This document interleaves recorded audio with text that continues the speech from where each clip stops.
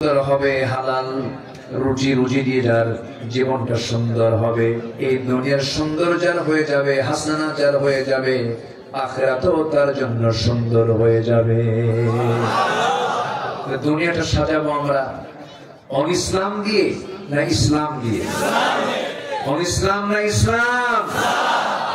আমার দেশে বসবাস করে ইসলামের বিরুদ্ধে কথা বলে, আর যারা ইসলামের বিরুদ্ধে কথা বলেছে তারা এই 16 বছর আমাদের তালিকা করেছে। এখন সময় এসেছে আমাদের তালিকা তৈরি করা। আমি জাহাঙ্গীরনগর ইউনিভার্সিটির সামনে দিয়ে আসতে গিয়ে মনে হলো আমার সেই ইতিহাস, ঘৃণ্য একটি ইতিহাসের কথা। মানিক সাংবাদিকদের ডাক দিয়ে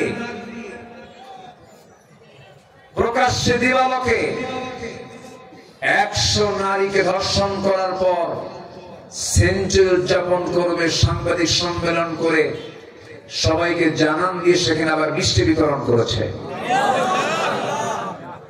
একটি শিক্ষাঙ্গনকে কলঙ্কিত করেছে যে মানিক, তার কোন বিচার কিন্তু বাংলার জমিনে হয় নাই। এরকম বহু জঘন্য রেকর্ড এই জমিনে আছে না নাই? আসতে বলবেন না, আছে না নাই? আছে। আরেকজন মানিক, শামসুদ্দিন মানিক, ও বিচারপতি। কি বিচারপতি?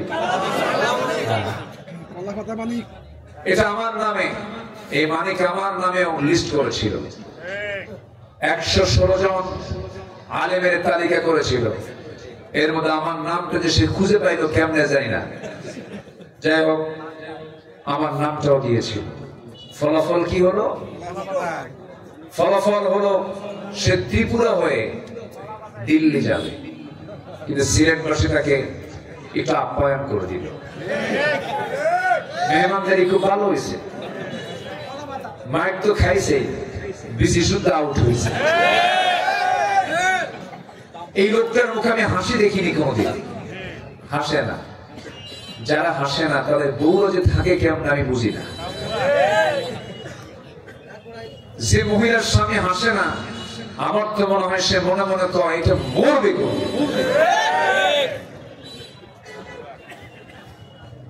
সম্মানিত ভাইয়েরা, ওরা করেছে আমাদের তালিকা, আমরা করবো এখন ওদের তালিকা। ওই সমস্ত কুরাঙ্গার যারা এই সমস্ত রেকর্ড করেছে, আমার মা বোনের ইজ্জত নিয়ে তারা সিনেমিনি খেলেছে, তাদের কাছে ইউনিভার্সিটির ক্যাম্পাস নিরাপদ ছিল না। ঢাকা ইউনিভার্সিটির মহিলা ক্যাম্পাস গুলো, মহিলা আবাসিক হোটেল গুলো ছিল ওদের কাছে সবচাইতে অনিরাপদ। এই ঘৃণ্য রেকর্ড যারা করেছে, ধর্ষণের সেঞ্চুরি যারা করেছে, ওদেরকে প্রকাশ্যে ধরে ঝুলায়া মেরে ওদের রক্ত মাংস হাড় হাড্ডি কুত্তা বিলাই দিয়ে খাওয়ানো দরকার ছিল। রাজি আছেন কারা কারা? হাত উঁচু করে দেখা।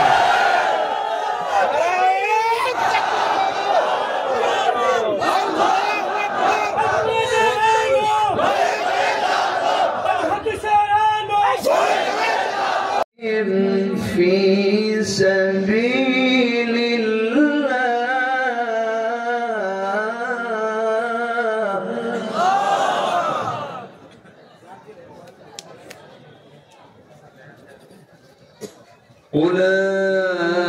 أولئك هم الصادقون.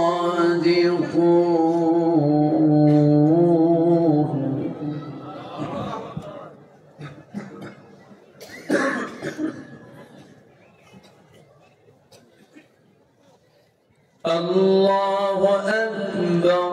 بسم الله الرحمن الرحيم.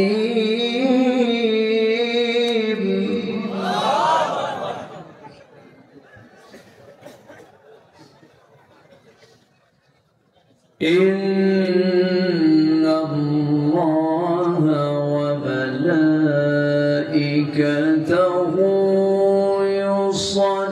يصلون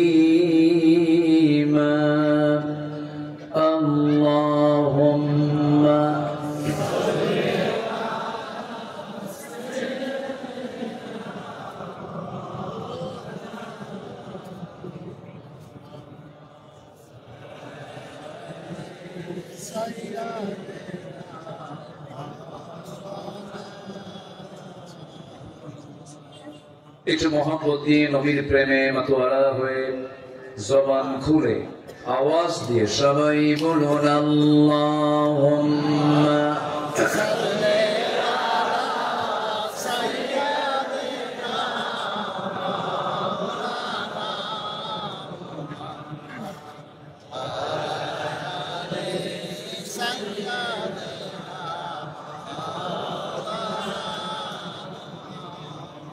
সবাই বলুন বালাগাল উলা বিকামালিহি কাশাফাত তুজা বিজামালিহি হাসনাত জামিউ খিসালিহি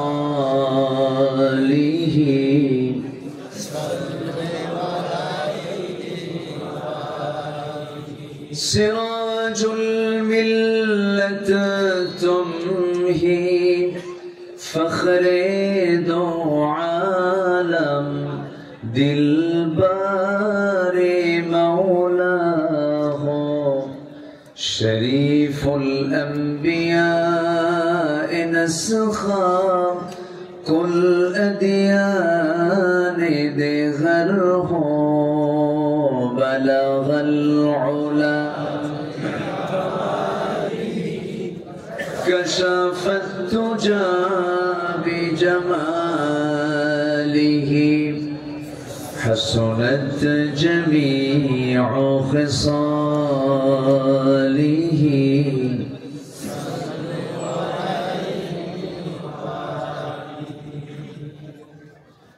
আমি কোরআনের সুর মাঝে শুনেছি যে নাম আজানের সুর মাঝেও শুনেছি সে নাম ও নাম শুনেছি আমি আমার হৃদয় হে রাসূল নবীজি তোমায়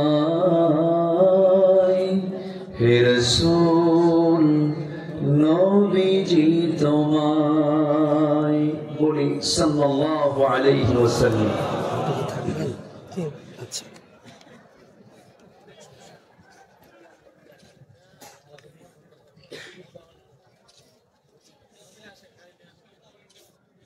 ঢাকা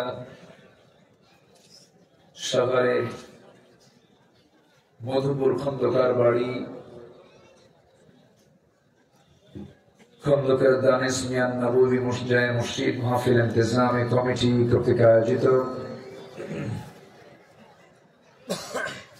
দুদিন ব্যাপী চতুর্থ বার্ষিকী তাফসীরুল কোরআন মাহফিল 2024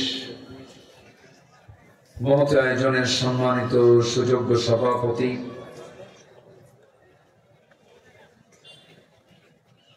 আজকের এই মহৎ অনুষ্ঠানের সম্মানিত সাহেবে সদর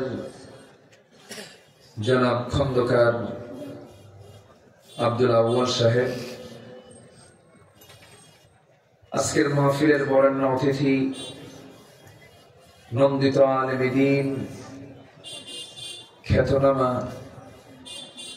মুফাসসির কোরআন হাফিজুল কোরআন মুহতারাম মাওলানা আসলামউদ্দিন জিহাদি হাফিজাহুল্লাহ, আজকের মাহফিলের বরেণ্য অতিথিবৃন্দ, হাজরাত উলামায়ে কেরাম, ফদলা ইসলাম, সুশীল সমাজ, জাতির শ্রেষ্ঠ সন্তান, শিক্ষক মন্ডলী, জাতির বিবেক সাংবাদিক বৃন্দ,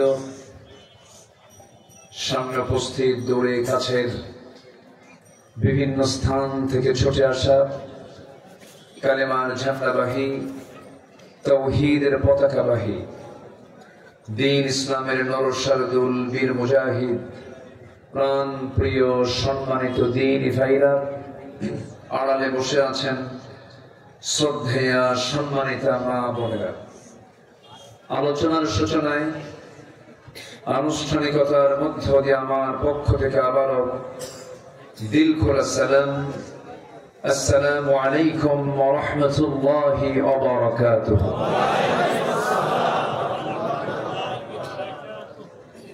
সালামের জবাব একটু ভিজা ভিজা মনে হলো। আসসালামু আলাইকুম ওয়া রাহমাতুল্লাহ।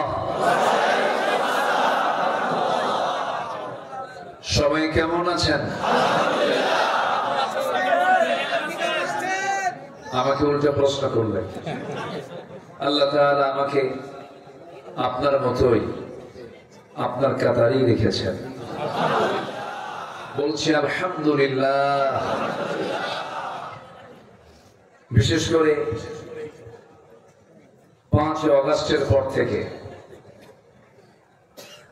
জীবনের যত সময় পার করেছি তার চাইতে সুন্দর মানসিক ভাবে একটি সুস্থতা বোধ হচ্ছে।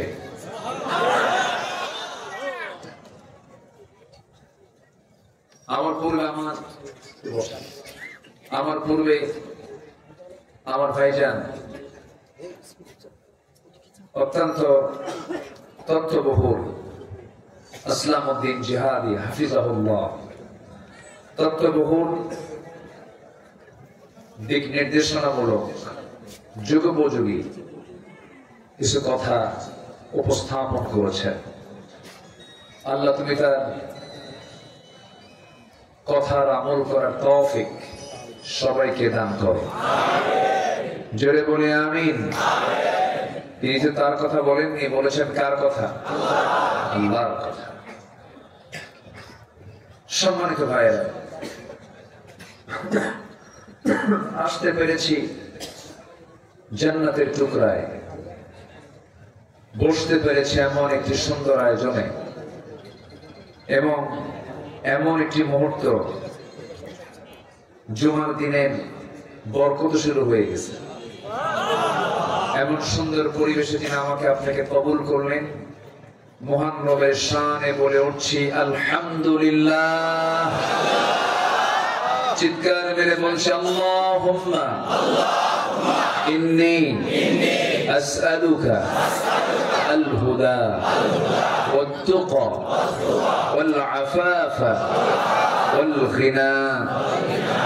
সবাই বলি আল্লাহুম্মা আইন্নি আলা যিকরিকা ওয়া শুকরিকা ওয়া হুসনি ইবাদাতিকা।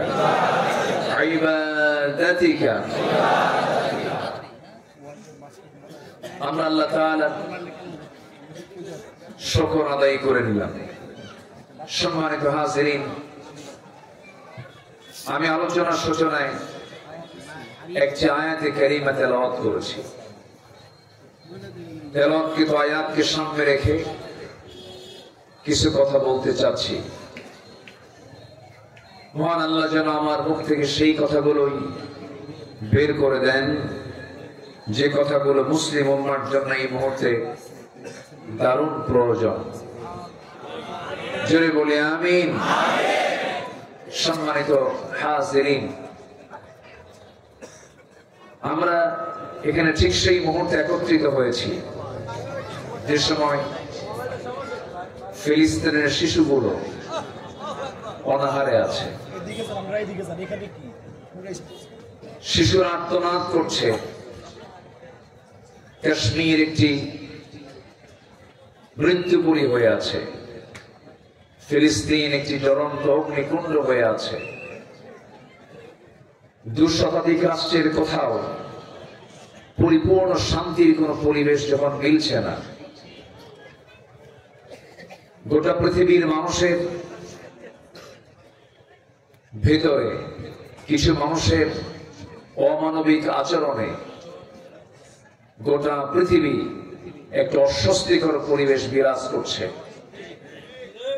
এবং পশ্চিমা ইউরোপদের অপসংস্কৃতির আগ্রাসনে এক শ্রেণীর মুসলমানদের ঈমান চরম হুমকির সম্মুখীন হয়ে আছে।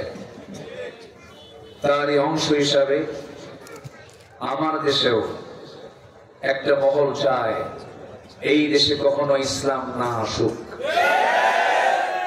আছে না নাই? সমকামী, লিভ টুগেদারে বিশ্বাসী, অপসংস্কৃতির সম্প্রসারণে যাদের অগ্রণী ভূমিকা, তারা আজকে উপদেষ্টার মতো গুরুত্বপূর্ণ পদ দখল করে বসে আছে। সম্মানিত ভাইয়েরা, গোটা পৃথিবীর একটি বৃহত্তম মুসলিম জনপদ বাংলাদেশ, 18 থেকে 19 কোটি মুসলমানের বসবাস যে দেশে,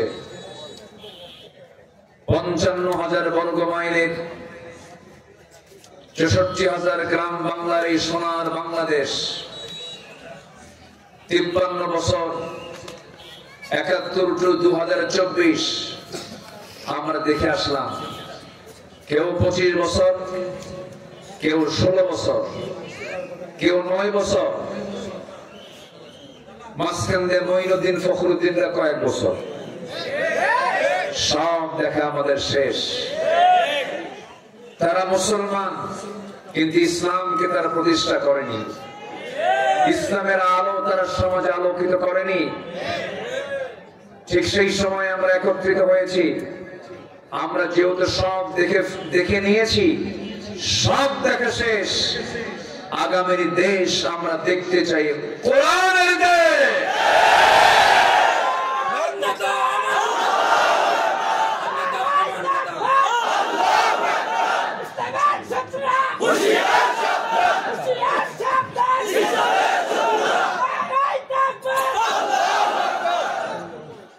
সম্মানিত হাজিরিন, সম্মানিত উপস্থিতি, বাংলাদেশের ইতিহাসে তাফসীর মাহফিলের এমন একটি অনুকূল পরিবেশ আমরা কখনো পাইনি। বিগত 16 বছর আমার মাহফিল অঙ্গনের 26 বছর বিচরণের 16 বছর চলেছে বিপরীত স্রোতে। মাহফিলে রওনা দিয়েছি, রাস্তায় কমিটি বলেছেন হুজুর পুলিশ এসে মঞ্চ ভেঙে দিয়েছে। মঞ্চে উঠেছি, আগুন ধরিয়ে দিয়েছে। আমাকে লক্ষ্য করে গুলি পর্যন্ত করা হয়েছে। হামলা মামলার শিকার হয়েছে অসংখ্যবার। এরকম করে শুধু আমি নই,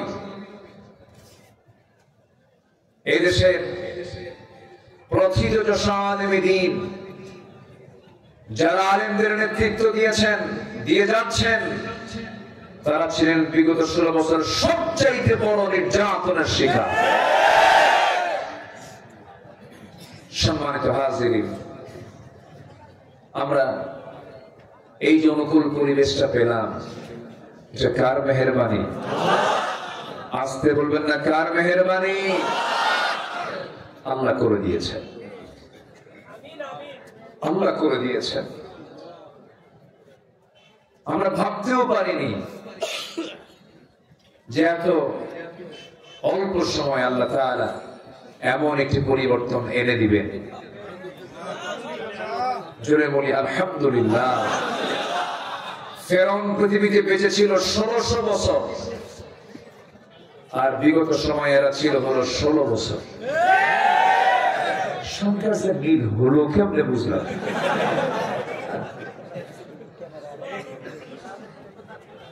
আমার কথা কি শোনা যায়? কারো কোনো সমস্যা নাই তো? বলি আলহামদুলিল্লাহ। মঞ্চ একটু নিচু হয়েছে, অনেকের মাথা লেগে যাচ্ছে, এই তো চেয়ে আছে, হচ্ছে না। এখন আর উপায় নাই। হ্যাঁ, যাই হোক, একটু কষ্ট করে সবাই শোনো। ক্যামেরাগুলো একটু ডিস্টার্ব করছে।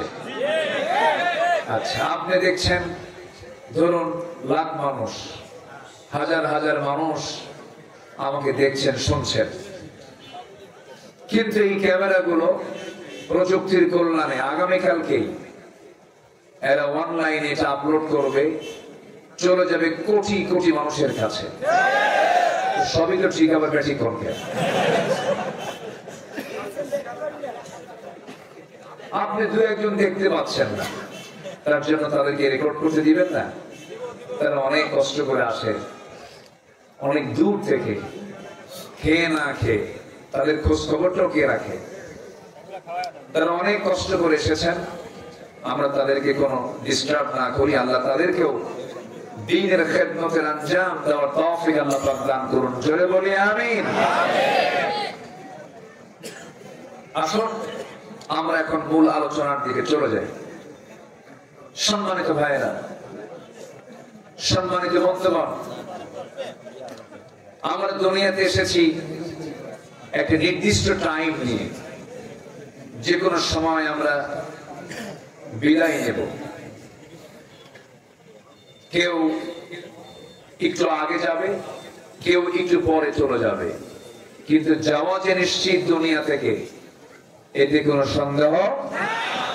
আসতে বলবে না সন্দেহ। জীবন আছে যার, মরণ আছে তার। মরতেই হবে। পালাবেন কোথায়? দিল্লি গিয়ে তো লাভ নাই, রাশিয়া গিয়ে লাভ নাই, আমেরিকা গিয়ে লাভ নাই। মরতেই হবে, মরে যেতেই হবে। এই বিশ্বাস যদি কারো যদি ষোলনা থাকে যে আমার আল্লাহর কাছে সকল কর্মের জবাব দিতে হবে, ওই ব্যক্তির দ্বারা কখনো জুলুম হতে পারে না। ঠিক কিনা? মানুষ ভালো হবে মানুষের ভয়ে, প্রশাসনের ভয়ে না, আল্লাহর ভয়ে। আল্লাহর ভয় জাতিকে দেখাতে হবে। কার ভয়? আল্লাহর ভয়। কি গেল? ও আচ্ছা, একটু কম করেন, মানুষের মনোযোগিতা একটু আঘাত হানে। দু তিনটা শট নিলিত হয়ে যায়। দুটা বাচ্চা হারানো গিয়েছে, মা কি করে? বাচ্চা হারে মা কি করে? পাওয়া গেছে। ও, দুটা বাচ্চা মানে হারানো বাচ্চা স্টেজে আছে। যদি কারো বাচ্চা হয় নিয়ে যান। এই তো, তাই না? এখানে আছে, তারা জমা আছে, এখানে জমা আছে প্রমাণ সহ। সন্তান যদি আব্বা কয় তাহলে যাবে। আচ্ছা, পাওয়া গেছে তো? জি। আরেকটা আছে, আমি কি এগ্রি করবো নাকি? আচ্ছা, আসবে ইনশাআল্লাহ, সব ফেরত পাবে। সম্মানিত ভাইয়েরা, আসুন তাহলে আমি আপনি কেউ থাকবো না। সব একদিন এই দুনিয়া থেকে ট্রান্সফার হয়ে আমরা আখিরাতের জিন্দেগিতে পদার্পণ করব। ফিরে যাব কার সামনে? আসতে বলবেন না, কার সামনে? আল্লাহর সামনে হাজির না হইয়া কেউ কি থাকতে পারবে? সব হাজির হবে। সূরা হাসর নামে একটা সূরাই আছে, আছে না? সূরার নামই হলো সূরাতুল হাসর। আল্লাহ একত্রিত করবেন সবাইকে এবং বলবেন লিমানিল মুলকুল ইয়াউম, আজকের দিনে রাজত্ব কার? আসতে বলবেন না, কার? আল্লাহ রাব্বুল আলামিন বলেন তাবারাকাল্লাযী বিয়াদিহিল মুলকু ওয়া হুয়া আলা কুল্লি শাইইন কাদির। আরেক জায়গায় বলছেন মহান রব্বুল আলামিন কুলিল্লাহুম্মা মালিকাল মুলকি তু'তিল মুলকা মান তাশা ওয়া তানজি'ুল মুলকা মিম্মান তাশা ওয়া তু'ইজ্জু মান তাশা ওয়া তুযিল্লু মান তাশা বিয়াদিকাল খায়রু ইন্নাকা আলা কুল্লি শাইইন কাদির। জোরে বলুন আল্লাহু আকবার। গোটা পৃথিবীর রাজত্ব আমার আল্লাহর হাতে। আল্লাহ যাকে চান তাকে সম্মান দেন, আবার যাকে চান তাকে লাঞ্ছিত করেন। সকল কল্যাণ একমাত্র কার হাতে? কার হাতে? আল্লাহর হাতে। আল্লাহ যাকে ধরেন ছাড়েন না, আর আল্লাহ যাকে ছেড়ে দেন তাকে কেউ ধরতে পারে না। সম্মানিত ভাইরা, কি পাওয়ার, কি অহংকার! শুধু বলেছে রাজাকারের নাতিরা চাকরি নেবে। কথার মধ্যে অহংকার আছে না নাই? আমার দেশ শুধু এক শ্রেণীর নয়, আমার দেশে সব শ্রেণীর বসবাস থাকতে হবে, ঠিক কিনা? হিন্দু, মুসলিম, সকল জাতি, ধর্ম, বর্ণ নির্বিশেষে সবার জন্যই এই দেশ বাংলাদেশ, ঠিক কিনা? 53 বছর পরে এরকম করে অহংকার সূচক কথা জাতি মানে নাই, জাতি মেনে নেয় নাই। তাদের মুখে এই সমস্ত কথাগুলো মানায় না দেশপ্রেমের। যারা ক্ষমতাচ্যুত হওয়ার সময় দেশে ঋণ রেখেছিল 18 লক্ষ কোটি টাকা এবং নিজেরাই পাচার করেছে 11 লক্ষ কোটি টাকা। পুকুর চুরি নয়, যেন সাগর চুরি। সম্মানিত বন্ধুগণ, সম্মানিত ভাইয়েরা, অনেক কথা আছে, আস্তে আস্তে করে বলছে। আমাকে সময় দিচ্ছেন তো নাকি? একটু উঠতে দেরি করে ফেলছেন আপনারা, উঠাতে একটু আগে ভাগে উঠালে খুব ভালো হতো। মাহফিলের মূল প্রাণ হচ্ছে 9টা থেকে 11টা বড় জল। এটা হচ্ছে যৌবন টাইম মাহফিলের। সেই যৌবন কাল পার করে আমি উঠছি বুড়া কালে, একদম শেষ সময়, যে সময় মানুষ যাবার সময় বিভিন্ন চাপ এসে জমা হয়। যাই হোক, আপনি থাকলে আমি আছি, কোন সমস্যা নাই তো? জোরে বলি ইনশাআল্লাহ। তাহলে আমরা দুনিয়া চাই না আখিরাত চাই?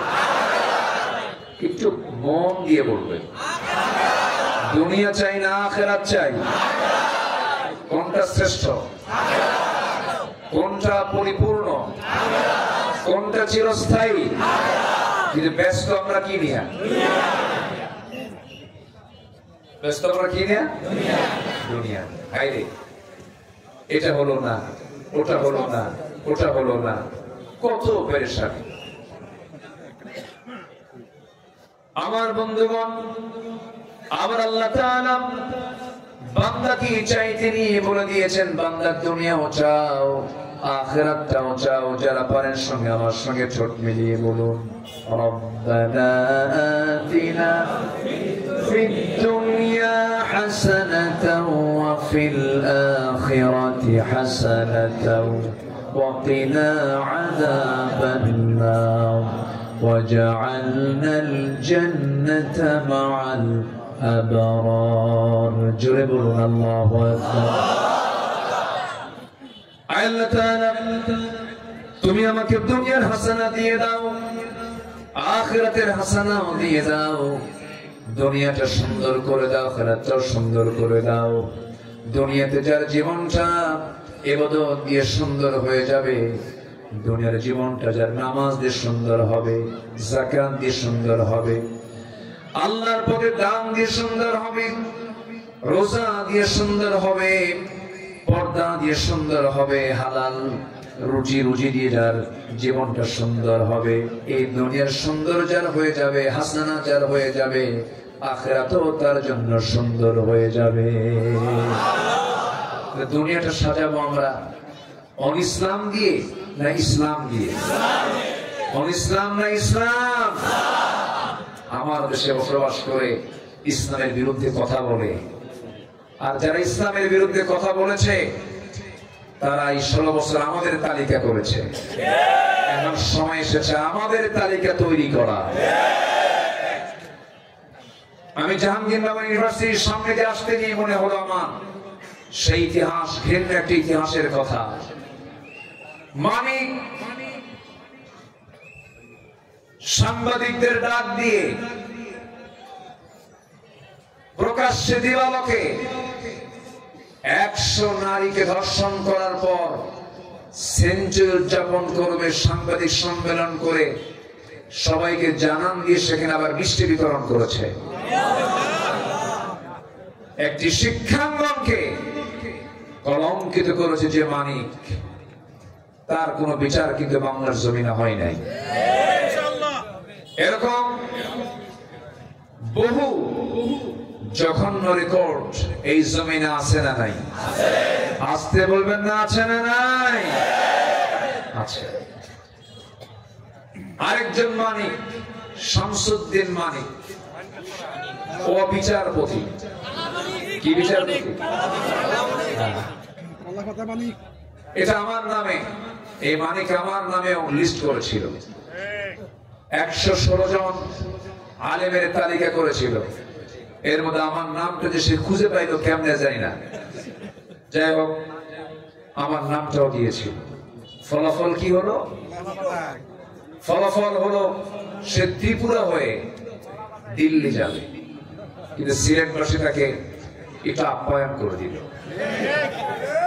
মেহমানদারি খুব ভালো হয়েছে, মাইক তো খাইছে, বিসি শুদ্ধ আউট হয়েছে। এই লোকটার মুখে আমি হাসি দেখিনি কোনদিন, হাসে না। যারা হাসে না তাদের বউরা যে থাকে কেমন আমি বুঝি না। যে মহিলার স্বামী হাসে না, আমার তো মনে হয় সে মনে মনে কয় এটা মরবে।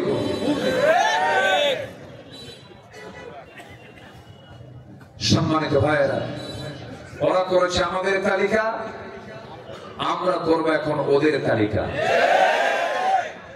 ওই সমস্ত কুরাঙ্গার যারা এই সমস্ত রেকর্ড করেছে, আমার মা বোনের ইজ্জত নিয়ে তারা সিনেমিনি খেলেছে, তাদের কাছে ইউনিভার্সিটি ক্যাম্পাস নিরাপদ ছিল না। ঢাকা ইউনিভার্সিটির মহিলা ক্যাম্পাস গুলো, মহিলা আবাসিক হোটেল গুলো ছিল ওদের কাছে সবচাইতে অনিরাপদ। এই ঘৃণ্য রেকর্ড যারা করেছে, ধর্ষণের সেঞ্চুরি যারা করেছে, ওদেরকে প্রকাশ্যে ধরে ঝুলাইয়া মেরে ওদের রক্ত মাংস হাড় হাড্ডি কুত্তা বিলাই দিয়ে খাওয়ানো দরকার ছিল। রাজি আছেন কারা কারা? হাত উঁচু করে দেখা।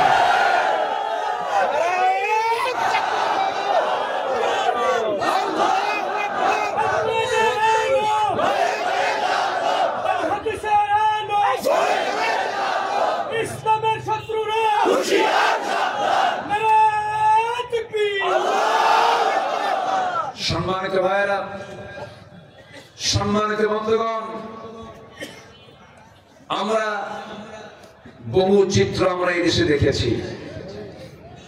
এদেশের আলেমকুল শিরোমণি 180 কোটি মুসলমানের হৃদয়ের স্পন্দন, বিশ্ব ইসলামী আন্দোলনের অন্যতম পুরোধা, প্রেজেন্ট ওয়ার্ল্ডের সবচেয়ে জনপ্রিয় ইসলামী ব্যক্তিত্ব আল্লামা সাঈদীকে নিয়েও তারা চূড়ান্ত ষড়যন্ত্র করেছে। শেষ পর্যন্ত চিকিৎসার নামে পয়জনিং করে তাকে হত্যা করা হয়েছে। আমরা অবিলম্বে যারা এই হত্যাকাণ্ডের সঙ্গে যারা জড়িত, দৃষ্টান্তমূলক শাস্তি আমরা দাবি করছি। সম্মানিত ভাইরা, দিন এসেছে, দিন আরো আসবে। জোরে বলি ইনশাআল্লাহ, আরো জোরে ইনশাআল্লাহ। আল্লাহ কি না পারেন? দেশের শীর্ষস্থানীয় ধনী, হ্যাঁ, গ্রুপের মালিক, লক্ষ লক্ষ কোটি টাকার মালিক, হলমার্ক, শেয়ার বাজার, ব্যাংক লুটের হোতা, কাম হলো না। নৌকায় চড়ছিল, মাথার চুল কালো বানাইছিল, দাড়িটাও কাটছিল, ঠিক কিনা? পাজামা খুলে লুঙ্গি বানায় পড়ছিল, পাঞ্জাবি খুলে গেঞ্জি পরে তরকারি সবজি বিক্রেতা সেজেছিল, কাম হয়নি। নৌকায় চলেছে, সাথে ছিল আরেকজন আইনমন্ত্রী, তাকে দেখে চিনে ফেলে কোস্টগার্ড বলল, স্যার চলুন। আমি একা যাবো কেন? আমি তো জামাতের সাথে আসছি। কিসের সাথে? আমি একা আসিনি, সাথে আরেকজন আছে। কই? আমরা তো দেখছি না, কেউ তোমরা চিনবে না তো। ওই যে ওটাই দরবেশ।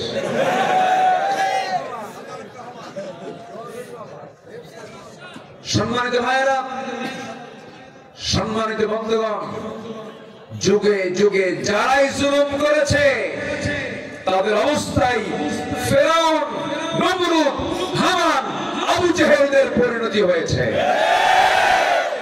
এটাই ইতিহাস।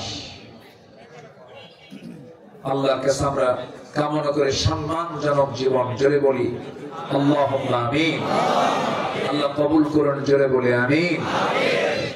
সম্মানিত ভাইয়েরা, মাইকম্যান খুব শক্তি লাগে, একটু আওয়াজ দেন, আমার কানে একটু পৌঁছায় দেন। সম্মানিত বন্ধুগণ, তাহলে আমরা দুনিয়া চাই না আখিরাত চাই? কিন্তু দুনিয়া যদি সুন্দর না হয়, আখিরাত কি সুন্দর হবে?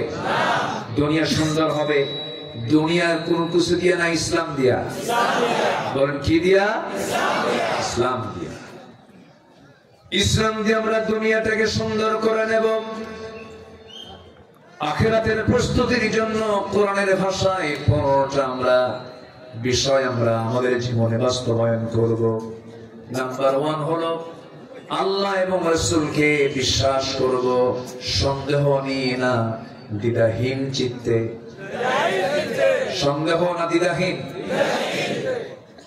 আমরা ঈমান আনবো কার উপরে? রাসূল কি বাদ দেওয়া যাবে? বাদ দেওয়া যাবে? রাসূল বাদ দেওয়া যাবে না, আল্লাহকে তো বাদ দেওয়া যাবেই না।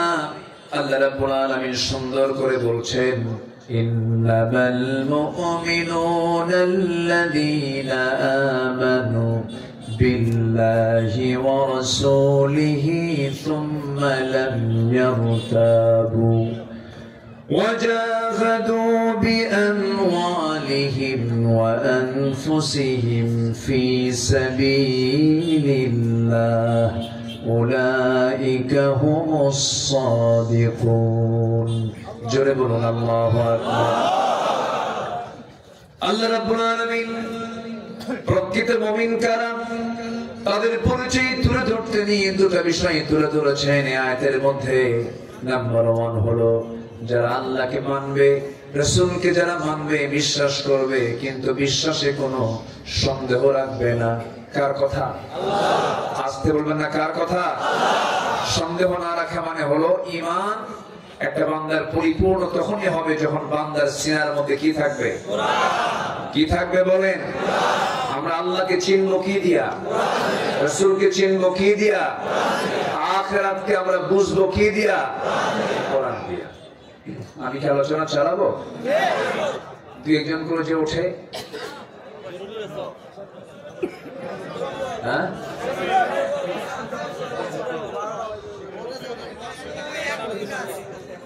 না একটু বসেন, একটু খেলাফ হয়, কত সময় কত দিকে চলে যায়।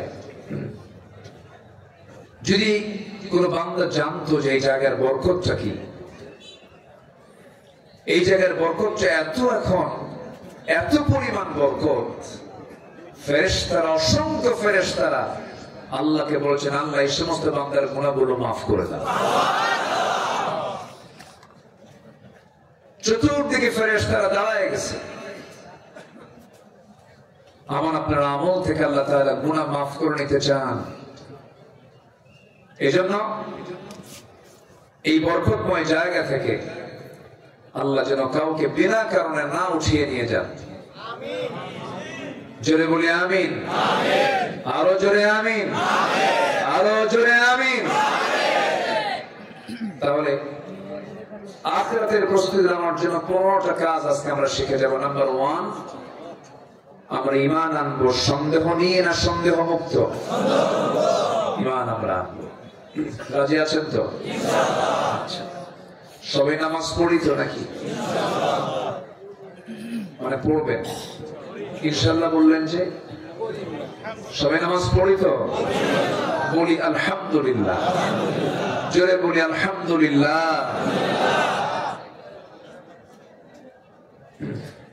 আমার দেশ এমন একটা দেশ, মুসলমান কোটি কোটি, 18 থেকে 20 কোটি মুসলমান, মানে কি বিশাল ব্যাপার। কিন্তু মুসলমান মাত্র নামাজ পড়ে 5%। কত পার্সেন্ট? 5%। তাহলে আমার দেশে কি নেতৃত্ব আমরা দেখলাম, কতজন ক্ষমতায় গেল আর আসলো, নামাজের কাজ কেউ করে নাই। নামাজের দিকে জাতিকে আহ্বান করার এই দায়িত্ব ম্যাক্সিমাম নেতাদের ভিতরে ছিল না। থাকবেই বা কেমনে, তারা নিজেরাই তো নামাজ পড়ে না। যে দলের ভিতরে নামাজের কর্মসূচি নাই, যে দলের নেতাগুলো নিজেরাই নামাজ পড়ে না, দলীয় জনসভায় গিয়ে জোহর যায়, আসর যায়, মাগরিব যায়, জনসভা চলে, নামাজ চলে না। যুবকরা যে নেতা তোমার হাতে মদের বোতল তুলে দেয়, অস্ত্র হাতে তুলে দেয়, জেনার জন্য নারী তুলে দেয়, সব দেখেছি আমরা, আর দেখতে চাই না। ওই সমস্ত নেতৃত্বের মুখে আমরা জুতা মারি, থুতু মারি। কারণ আমার আখিরাতকে অবশ্যই ঠিক রাখার দরকার, সবার পরে না সবার আগে। নামাজ পড়তে রাজি আছেন তো? একা না জামাতে? বুঝে না না বুঝে? জেনে না না জেনে? জেনে বুঝে সময় মতো নামাজ পড়তে হবে। ওই লোকের মতো পড়লে হবে না, না বুঝে পড়লে হবে না। এক লোকের বাড়ি হলো মসজিদের সাথে, ওই মসজিদের সাথে আবার আরেক হিন্দুর বাড়ি। হিন্দু লোকটা প্রত্যেক দিন মসজিদের সামনে দিয়ে যায়, ইমাম সাহেব রুকু থেকে দাঁড়ানোর সময় বলে সামি আল্লাহু লিমান হামিদা। হিন্দু লোকের চিন্তা হলো প্রত্যেকটা দিন আমি ইমাম সাহেবের মুখ থেকে একটা মহিলার নামে শুধু দোয়া শুনি, এক মহিলার নামে দোয়া করে, আর কি মহিলা নাই? তার ভিতরে একটা সন্দেহ জাগলো, এই হামিদা মেয়েটা কার মেয়ে? কাকে বলবে?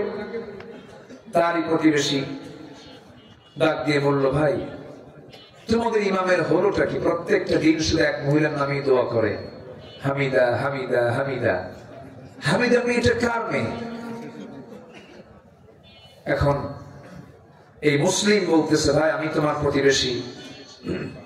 দাদা বাবু, আমি 25 বছর যাবত মসজিদে প্রথম কাতারে বা জামাতের সাথে নামাজ পড়ি, আজ পর্যন্ত আমিও ঠিক মতো জানি না আসলে হামিদা মেয়েটা কার মেয়ে।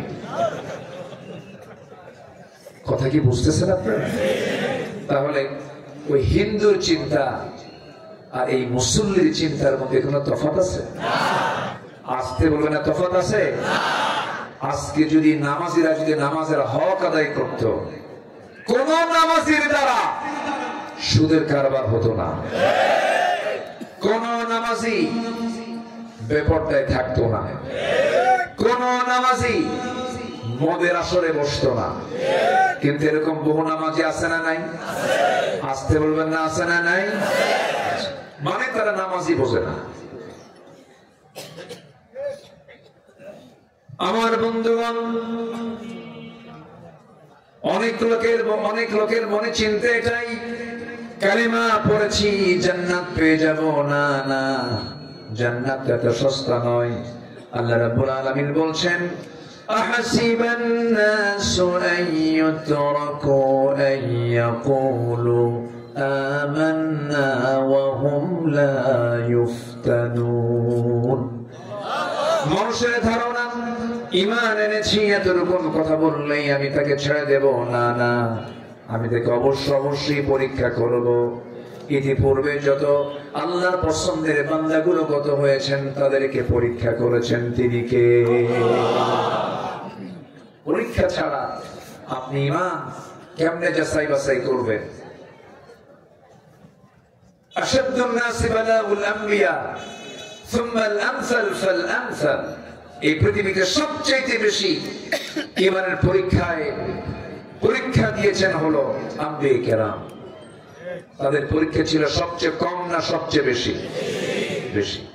জাকারিয়া আলাইহিস সালামকে করাত দিয়ে চিরে দুটুকরা করে শহীদ করা হয়েছে। ইয়াহইয়া আলাইহিস সালামকে জবাই করে নবীর মাথা রানীর সামনে উপহার দেওয়া হয়েছে। খোদ আমার রাসূলকে কত মার খেতে হয়েছে। মক্কার মানুষ রাসূলকে মেরে রক্তাক্ত অবস্থায় ফেলে রেখেছে। তায়েফের মানুষ রাসূলকে না চিনতে পেরে বুঝতে পেরে চোকা চোকা পাথর মেরেছে। এক একটা আঘাতে ক্ষত বিক্ষত হয়ে গেছে আমার নবীর দেহে, রক্ত ফিনকে দিয়ে পড়েছে। মাথা রক্তগুলো গড়ে গড়ে পায়ের তলার কাছে এসে জুতার তলার পায়ের তলার জমাট বেঁধে গেছে। নবীজি বেহুশ হয়ে পড়ে থেকেছেন, বেহুশ হয়ে পড়ে থেকেছেন। নবীর পাশে কেউ নাই, কিন্তু ছিলেন তিনি কে? আসতে বলবেন তিনি কে? আল্লাহ। মার খেলেন 13 বছর তিনি মদিনায় মক্কায় মার খেলেন, মার খেতেই থাকলেন। তায়েফ থেকে ফিরে আসলেন, সাইয়েদনা আবু বকরকে মারা হলো রক্তাক্ত অবস্থায়। অথবা সাইবা মুগীরা হারামের সামনে কাবার দরজার সামনে থেকে ফেলে রাখলো মৃত ভেবে। কিভাবে? মৃত ভেবে মরে গেছে আবু বকর। কিছুক্ষণ পর তার হুঁশটা ফিরল। হুঁশটা ফিরে একটু দাঁড়িয়ে মনে মনে চিন্তা করছেন, আমাকে যেমন করে তারা মেরেছে না জানি তার রাসূলকে মেরে ফেলবে। নিজের চিন্তা না করে সোজা নবীর বাড়ির সামনে গিয়ে দাঁড়ালেন। দরজার সামনে দাঁড়ায় রাসূলকে লক্ষ্য করে ডাক দিয়ে বলছেন, হুজুর আপনি কোথায়? দরজা খোলা মাত্র নবীর চোখে আবু বকরের চোখ যখন পড়ে গেল, নবীজি কেঁদে ফেলে বলছেন, আবু বকর তোমার শরীর থেকে রক্তগুলো ঝরছে কেন? কি হয়েছে? বলছেন, ইয়া রাসূলুল্লাহ সিজদা দিতে গিয়েছি, কাফের মুশরিকরা আমাকে ধরে রক্তাক্ত করে দিয়েছে, নাকটা বোঝা করে দিয়েছে। খরমজুদে পায়ে ওই উতবা সাইবার সাইয়েদনা আবু বকরের নাকের উপরে চাপা দিয়ে রক্তাক্ত করে ফেলেছে। আমার রাসূল বলছেন, আবু বকর যে পরিমাণ রক্ত ঝরছে তুমি তো আর বাঁচবে না, মরে যাবে। তিনি বলছেন, ইয়া রাসূলুল্লাহ আপনার ঘরের মধ্যে থাকার কোনো সুযোগ নাই, আপনাকে মেরে ফেলবে তারা। আমরা দুজন মিলে মক্কার বাইরে চলে যাই। মক্কার পরিবেশ ভালো না, যে কোনো মুহূর্তে তারা হামলা করতে পারে, আপনাকে মেরেও ফেলতে পারে। রাসূলকে নিরাপদ না মনে করে সাইয়েদনা আবু বকরের ওই রক্তাক্ত দেহ নিয়ে রাসূলকে সঙ্গে করে নিয়ে তারা মক্কার বাইরের দিকে চলে গেলেন। প্রচন্ড ক্ষুধার্ত রাসূল, প্রচন্ড ক্ষুধার্ত হচ্ছেন আবু বকর। আমার নবীজি মেষপাল খুঁজলেন, উটের পাল খুঁজলেন, কোন পাল পেলেন না। ছোট্ট একটা ছাগলের পাল দেখতে পেলেন, ছাগল পালের সামনে গিয়ে দাঁড়ালেন। ছাগলের রাখালকে ডাক দিয়ে বলছেন, রাখাল রে একটা সাগি দেবে নাকি? সাগিটার দুধ দহন করে দুধটা আমি আমার বন্ধুকে পান করাবো। যে পরিমাণ রক্ত চড়েছে আমার বন্ধু মারা যাবে, দেখো তো দয়া করে আমাকে একটা সাগি দেওয়া যায় নাকি? রাখাল বলছে, আপনি কি? আমি আপনাকে চিনি না, ছাগলগুলোর মালিক তো আমি নই। আমি যদি আপনাকে সাগি যদি দহনের যদি আপনাকে অনুমতি দিয়ে দেই, মালিকের সম্পদের খেয়ানত হয়ে যাবে আমার, আমি পারবো না। আমার নবীজি মুস্কি মুস্কি হাসি মেরে মনে মনে চিন্তা করছেন, আরে এই মরু অঞ্চলের মরু ছাগলের রাখালের ঈমান নাই, কিন্তু ঈমানের যে গুণটা সেই গুণটা আছে। খুব খুশি হয়ে গেলেন। এবার নবীজি বলছেন, রাখাল বড় কোন সাগি আমাকে দিতে হবে না, ছোট্ট একটা সাগি দাও তো। সেই সাগিটা আমার দারুণ প্রয়োজন, আমাকে ছোট্ট সাগি দিলেই হবে। রাখাল মনে মনে চিন্তা করে আর মনে মনে ভাবে লোকটা পাগল নাকি, ছোট্ট সাগি দিয়ে কি করবে সে। নবীজির হাতে যখন ছোট্ট সাগি দেওয়া হলো, নবীজি হাতের মধ্যে নিলেন, দুই পায়ের ঠিক মাঝখানে রেখে সাগিটার পিছনের দুই পায়ের মাঝখান বরাবর ওলান বরাবর দুটো হাত রাখলেন। ছোট্ট সাগির গোটা ওলানটা দুধে ভরপুর হয়ে গেছে। আমার নবীজি এবার বললেন, রাখাল আমাকে একটা বাটি দাও। বাটি দাও হলো।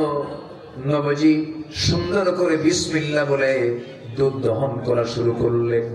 সেই সাগির ওলান থেকে, যে সাগির পেটে কোনোদিন বাচ্চা আসে নাই, ছোট্ট সাগি, দুধ বের করে বাটিটার দুধ পূর্ণ হয়ে গেল। রাসূল একটা মুস্কি হাসি মেরে বলছেন, আবু বকর সকালবেলা রক্তাক্ত হয়েছে, এখন বরকতের দুধ পান করো।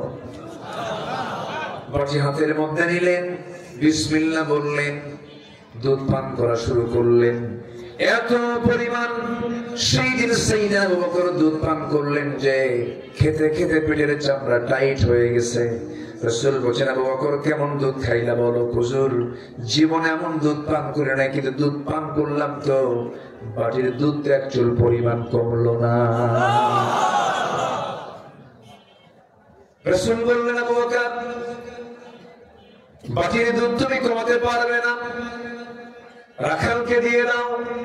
রাখালকে বাটি দেওয়া হলো। রাসূল বিসমিল্লাহ বলে দিলেন, সেও খেতে থাকলো, বাটির দুধ কমে না। রাসূল বলছেন, আরো কিছু আল্লাহর গোলাম যদি এই জায়গায় থেকে যেত, কেউ দুধ কমাতে পারবে না যতক্ষণ না আমি রাসূল আমার মুখে এই বাটিটা না লাগানো হবে।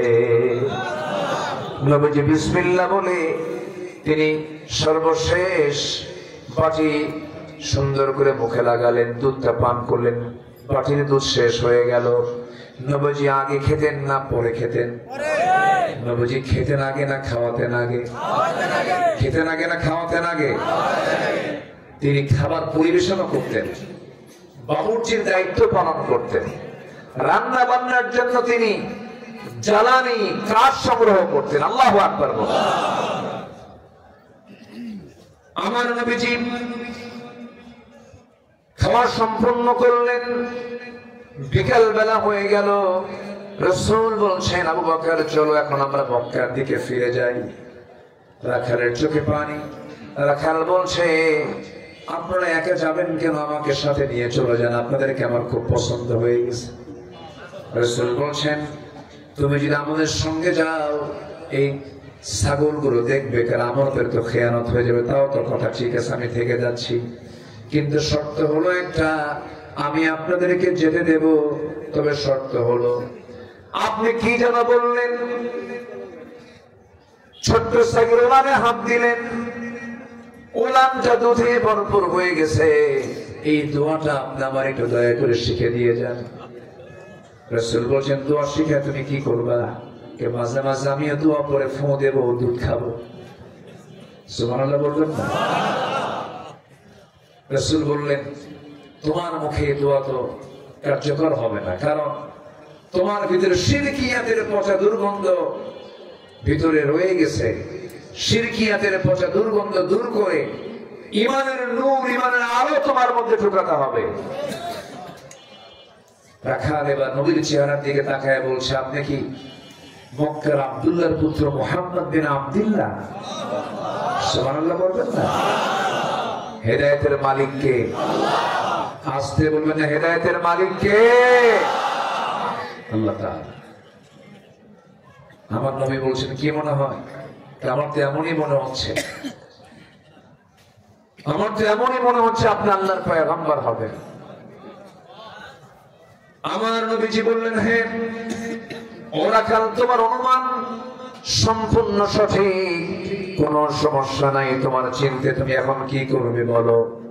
সঙ্গে সঙ্গে রাখালটা হাত আগায় দিল। রাসূল তাকে পড়ায় দিলেন, আশহাদু আল্লা ইলাহা ইল্লাল্লাহু ওয়াহদাহু লা শারীকা লাহু وأشهد أن محمدا عبده ورسوله হেদায়েতের মালিক কে? আল্লাহ। আসতে বলবেন না, হেদায়েতের মালিক কে?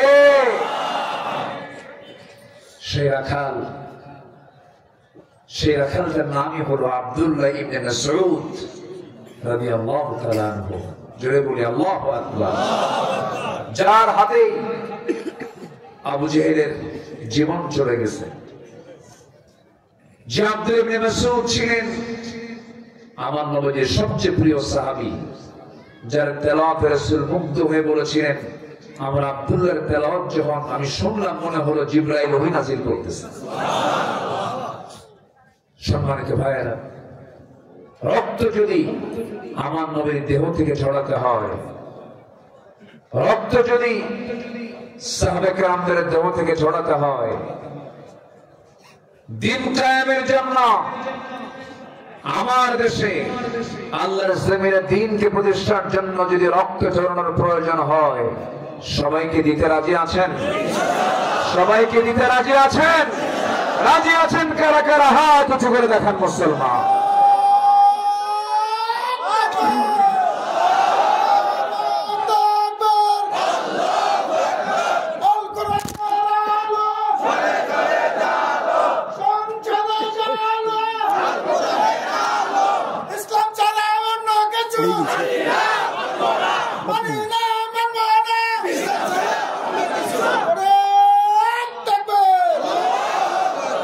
আল্লাহ কবুল করুন। জোরে বলে আমিন।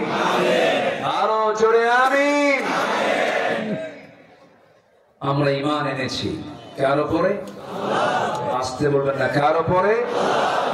আল্লাহর উপরে। এরপর আল্লাহ বলছেন ওই আয়াতে, ওয়াজাহাদু বিআমওয়ালিহিম ওয়া আনফুসিহিম ফি সাবিলিল্লাহ, যারা জিহাদ করবে মাল দিয়ে এবং জান দিয়ে। আল্লাহকে জান বলেছেন না মাল বলেছেন? মাল। মালের মহব্বত থাকলে জান দেওয়া যাবে না। এই জন্য আগে বললেন আগে মাল দাও, এরপরে জান দাও। কার কথা? আসতে বলবেন না, কার কথা? আল্লাহর কথা।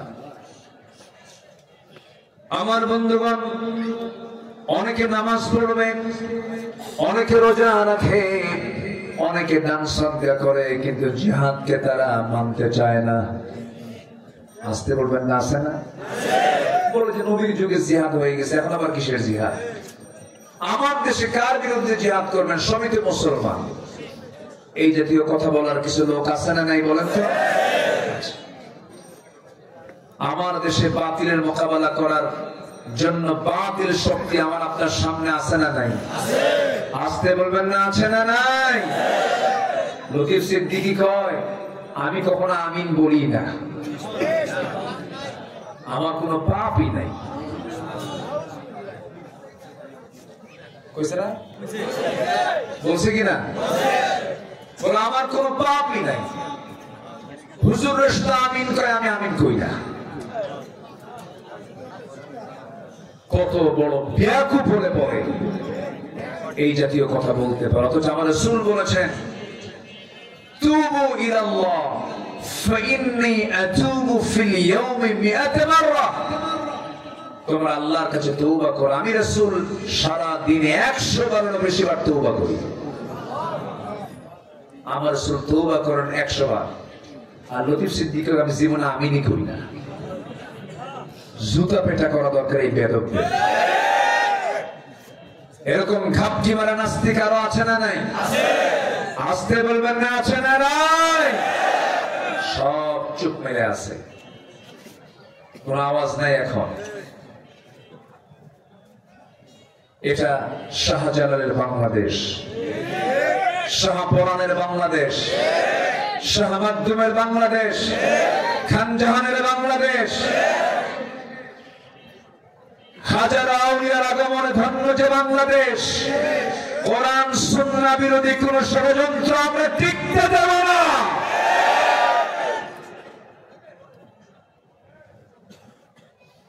অনেক ষড়যন্ত্র তারা করেছে, অনেক ষড়যন্ত্রের জাল তারা বিস্তার করেছে। যুবকরা তোমরা যেমন আন্দোলন করে চূড়ান্ত লেভেলে গিয়ে মাত্র 45 মিনিট সময় দিয়েছিলে, কি মনে আছে না? কয় মিনিট? তোমাদের প্রয়োজন আবার জেগে উঠতে হবে। কোন নাস্তিক চক্র যেন কোন চক্রান্ত করতে না পারে, জেগে উঠতে হবে। শহীদ আবু সাইদ মুগ্ধ, এদের ইতিহাস এই জাতি কখনো ভুলবে না। জীবন দেওয়া সস্তা না। আবার ফতুয়া দেয়, এরা কি শহীদ?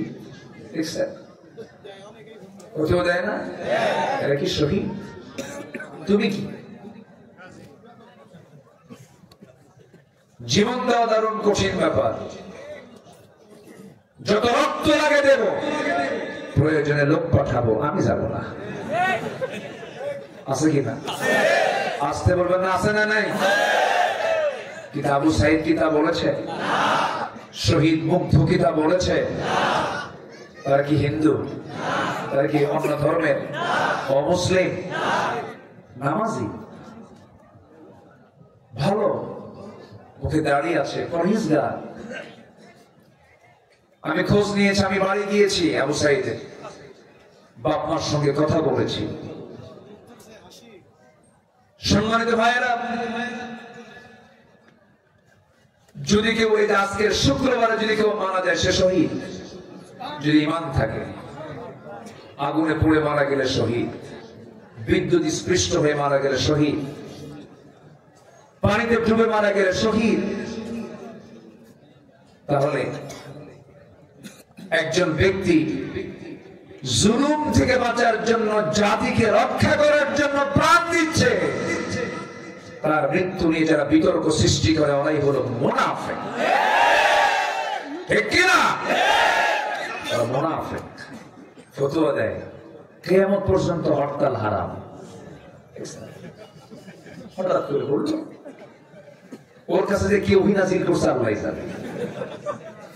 বললো কিয়ামত পর্যন্ত হরতাল হারাম।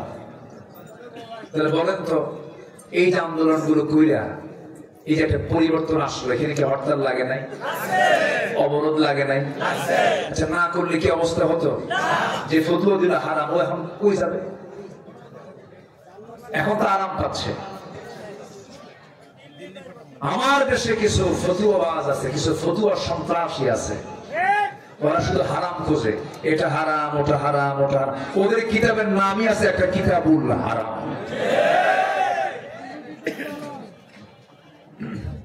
আছে না নাই? আল্লাহ তুমি মুনাফিকদের চক্রান্ত থেকে জাতিকে হেফাজত করো, জোরে বলি আমিন। 16 বছর আমার দেশের বহু আলেম ওলামা আছে, বহু টুপি দাড়িওয়ালা আছে, 16 বছর তাদের গায়ে একটা আঁচড়ও লাগে নাই, একটা মামলা নাই তাদের বিরুদ্ধে। 16 বছর তারা দালালি করেছে। যখন পরিবেশ ফিরে পেয়েছে, চোরের মায়ের বড় গলা। আমরা বুঝি সব। মুনাফিকি বাদ দিয়ে লাইনে আসেন, মুনাফিকি বাদ দিয়ে তওবা করে ফিরে আসেন। গণজাগরণ মঞ্চে গিয়ে বলবেন, আমি আমার জীবনের শ্রেষ্ঠ আমল করতে পারলাম। আপনি আলেম নামের কলঙ্ক, আপনার তওবা করা উচিত। কষ্ট পাচ্ছেন? শেষ করে দিলাম। একটু জিকির করি লা ইলাহা